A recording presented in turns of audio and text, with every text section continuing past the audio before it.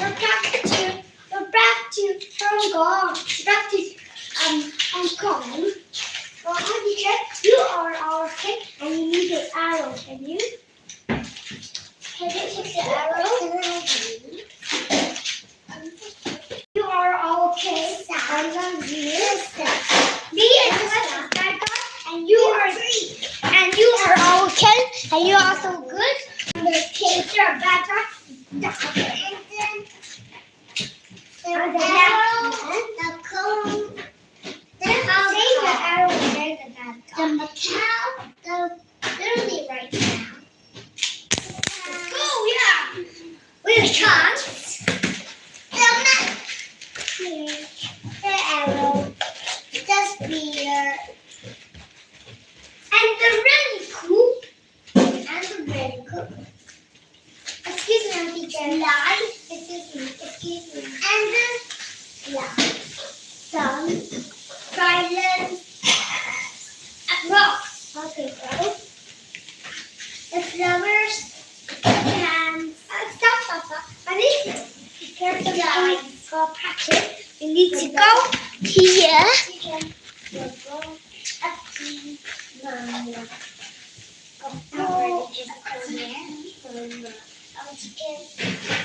use this. We did it! We're chunks! Roger!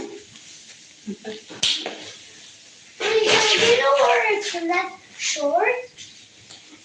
Do you know where it's left short? I don't know. But where's your short? And my cooking set. But where's it?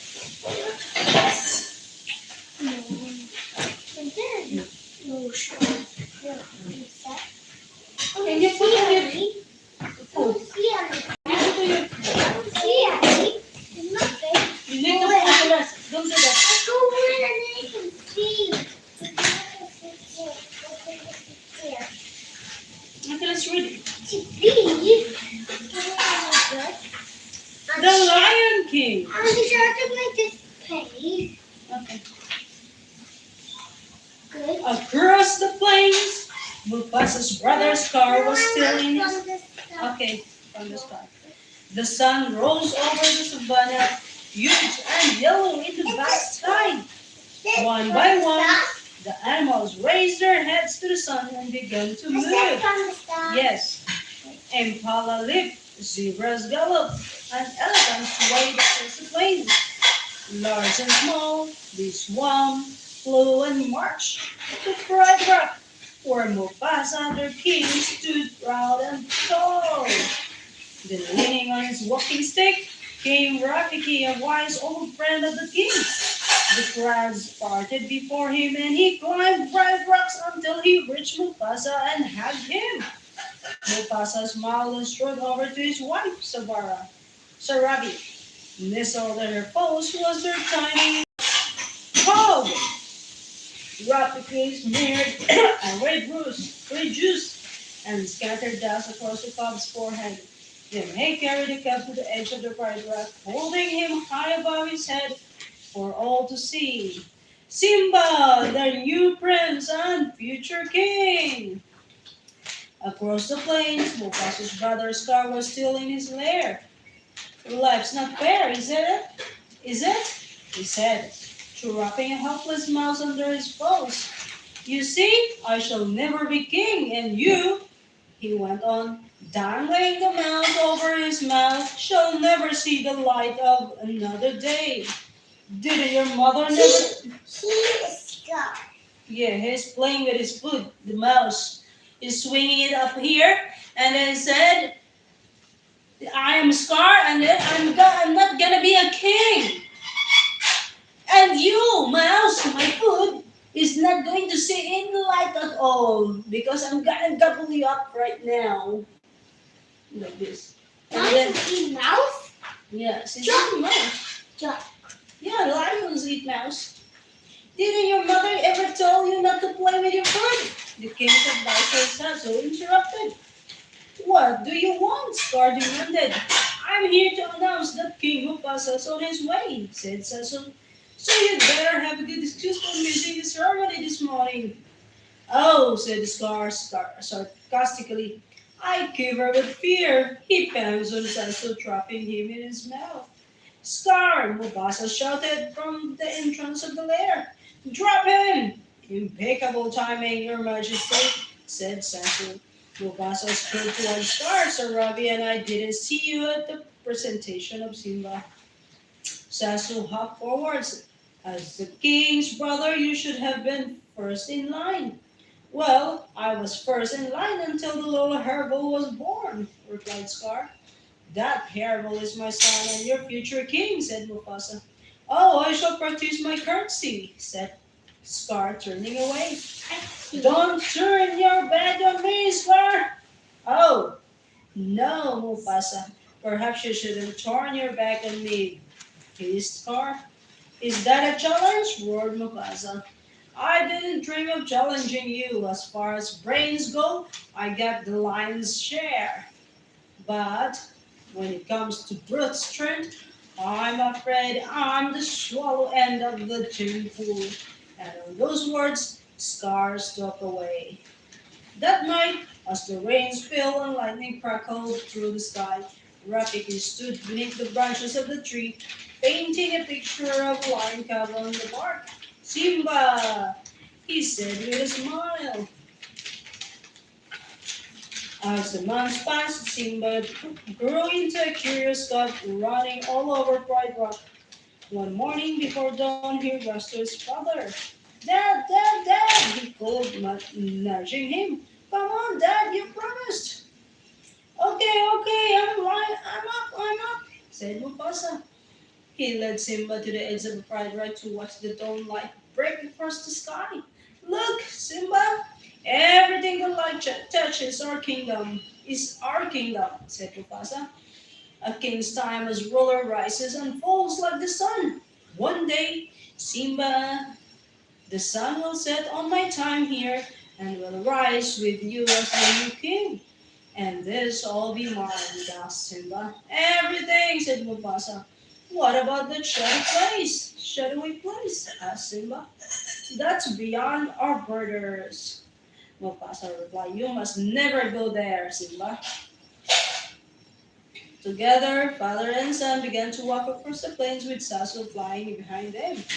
Everything you see exists together in a delicate balance, explained Mufasa. As king, you need to understand that balance and respect all the creature, from crawling ant to the leaping antelope.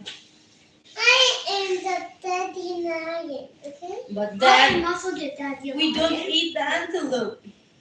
Yes, Simba, but let me explain. When we die, our bodies become the I'm the grass, daddy and the lion. antelope eat the I'm the grass. daddy lion. And so, I we can are raise. all connected in the great circle I'm of the life. daddy lion ready. Sir, said I can Sasso raise. urgently, hyenas in the pride lands. Mufasa tens. Sasso, take Simba home, he ordered. Without a moment's delay, he ran towards the pride land. I never get to anywhere, grumbled Simba, watching his father leave. While Mufasa dealt with the hyenas, Simba visited his uncle's Scar at his rocky lair. I'm gonna be king of Pride Rock, he announced. My dad just showed me the whole kingdom and I'm gonna rule it all. So your father showed you the whole kingdom, did he? Asked Scar. Everything, said Simba. He didn't show you what's behind that rise at the northern border? Well, no, admitted Simba. He said I can't go there. And he's absolutely right. It's far too dangerous, agreed Scar. Only the bravest lion go there. Well, I'm brave, said Simba. What's out there? I'm sorry, Simba. I just can't tell you. An elephant graveyard is no place for a young prince. Oops. Scar clapped his paws over his mouth. What? Said Simba. Promise me you'll never visit that dreadful place, said Scar. You run along now and have fun. I want to read it over myself. Okay, do it. How about you? I'm going to read it to my brother. Okay, go ahead. No word experience. Here. Close your eyes. Ah! And I'm not excited. For me, the thing. I didn't. Is it on your left, please? How about me? Shoot me. Shoot you. While you are shooting Celeste, can you read the book? Choose Falcon. Okay.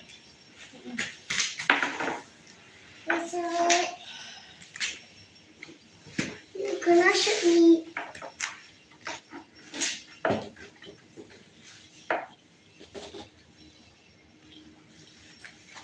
Not on the face, on the feet. Okay? Now, perfect.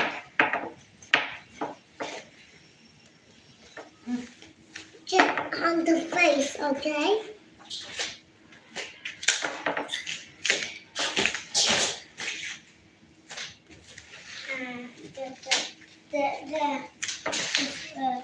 That's one.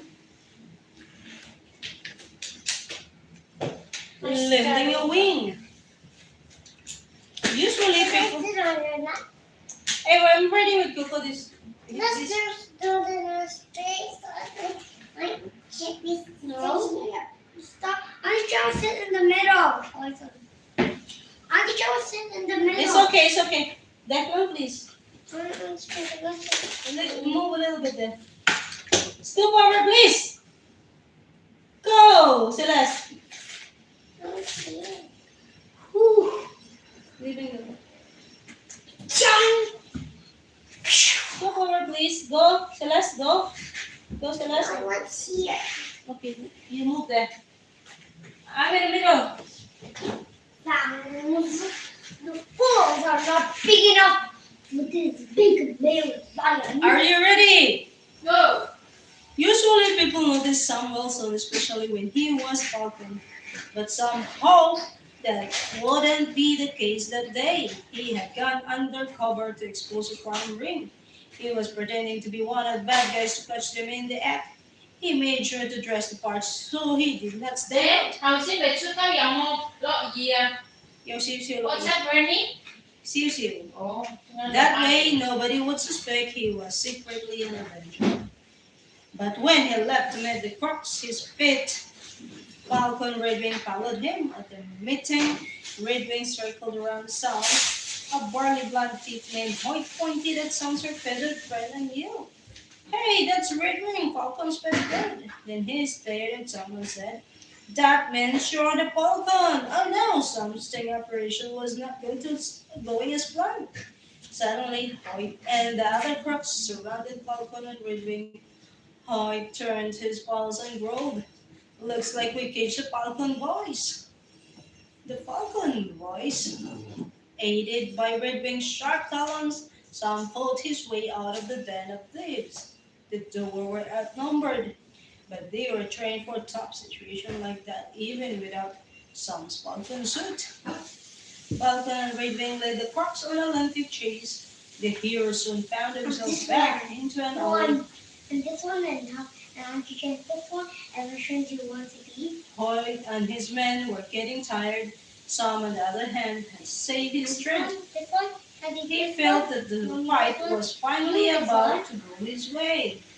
I Hoyt don't cheered, want to fight. "What are you going to do now? Fly away?" But before Sam could say anything, Captain America suddenly appeared in front of him in a flash of red, white, and blue. Cap's shield formed a wall between the heroes and the gang of thieves. "Sorry I'm late," Cap whined at Sam. Traffic was terrible. Without a moment's hesitation, Captain America landed a strong right hook across Hoyt's jaws, sending him flying. What is the right hook? Right hook. Pop. Hold. Yeah. Hold. Yes. Hold. What is it? Hold. Do you know what is it? Hold. This is left. Where is your left? In. Left. This is left. This is right. Hook is like punch like that. My punch like this. hook is from here sideways. Okay? So Falcon punched him like that on his right.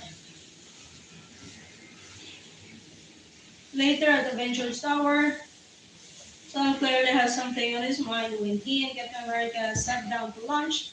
Sam mocked and picked at his sandwich. Everything is okay, Cap asked. Sure, Sam said with a shrug. He excused himself and headed for the gym. Captain America noticed was something was off with Sam. He stood in the gym doorway and watched Sam jab at punching back in frustration. Good team up earlier, Cap said, trying to cheer his friend up. But Sam didn't reply at first. The room was full of sound of Sam's quick jabs to the punching bag. What is jabs? Yes. Ouch! Which were growing louder. Finally, Sam mumbled, I didn't need your help in that alley. I was going fine on my own. He trudged away, leaving Cap stand. Cap had only wanted to help his friend, not upset him. Falcon told Koopa he needed to clear his head. Some people don't do that by talking a walk, but not some. He took to the air flying over New York. As he soared high over the clouds, some knew that real heroes don't need to be rescued. But the longer he flew, the more he realized he shouldn't have been so rude to Cap. Just then, Falcon received an emergency message from Widow. Captain America needed their help. Sam couldn't believe his ears. Why would Cap need help? He asked. When he met up with Widow, everyone needs a helping hand from time to time, she said. Even a super soldier. Falcon perched on a tree branch. He could see Captain America on the rooftop, surrounded by Hydra agents. Sam whispered to a Black Widow who was hidden nearby. He was to spring into action. Black Widow put the Hydra goons that were distracted with her fist. Fast and Furious fighting style so they wouldn't see Sam flying towards them. Right? When Falcon had nearly reached Cap, a Hydra agent dropped on jetpack and took up the Cap in his evil Let's eat clutches. the bugs. Ah! I'm not reading a book anymore. I'm tired. Stick him to be the bad guy.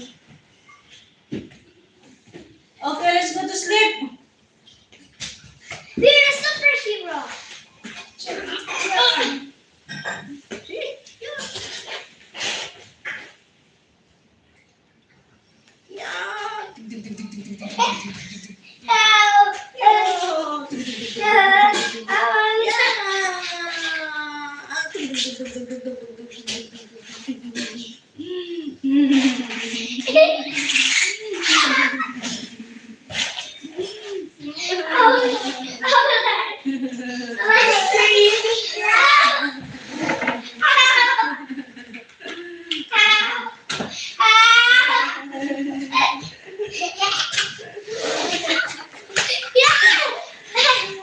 Okay, go to sleep lang. Sam Klima.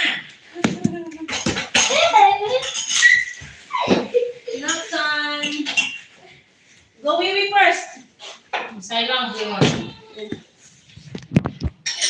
Alright, we're done. Open the window.